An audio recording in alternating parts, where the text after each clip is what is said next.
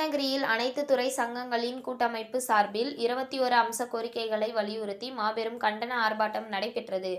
கிருஷ்ணகிரி மாவட்ட ஆட்சியர் அலுவலகம் முன்பு அனைத்து துறை சங்கங்களின் கூட்டமைப்பு சார்பில் 21 அம்ச கோரிக்கைகளை வலியுறுத்தி மாபெரும் கண்டன ஆர்ப்பாட்டம் நடைபெற்றது.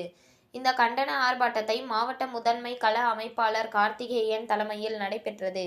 தமிழ்நாடு அரசு அலுவலகம் ஒன்றியம் மாவட்ட செயலாளர் ராஜா வரவேற்புரை ஆற்றினார்.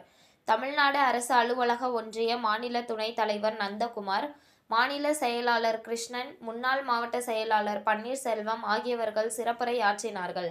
இந்த கோரிக்கைகளான தமிழ்நாடு அரசு அலுவலர்கள் மற்றும் ஆசிரியர்களுக்கு நடைமுறையில் உள்ள பங்களிப்பு ஓய்வூதிய திட்டத்தை முற்றிலுமாக விட்டு பழைய ஓய்வூதிய திட்டத்தை 1/4/2003 முதல் மீண்டும் அரசு பணி செய்து வரும் எந்தவிதமான சமரசமும் இன்றி அமுல்படுத்த வேண்டும்.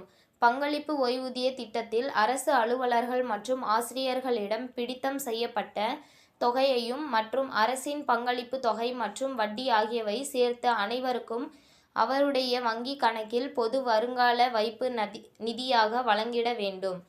தமிழ்நாடு அரசில் பணிபுரியும் கிராம உதவியாளர், சத்துணவு பணியாளர், அங்கன்வாடி பணியாளர், ஊர்ப்புற நூலகங்கள், MRP செவிலியர் உள்ளிட்ட சிறப்பு காலமுறை ஊதியம் வழங்கிட வேண்டும் என பல்வேறு கோரிக்கைகளை வலியுறுத்தி கோஷங்கள் எழுப்பப்பட்டன. இறுதியில் தமிழ்நாடு அரசு அலுவலர் ஒன்றிய மாவட்ட பொருளாளர் செந்தில்குமார் மற்றும் கருணாகரன் நன்றியுரை ஆற்றினார்.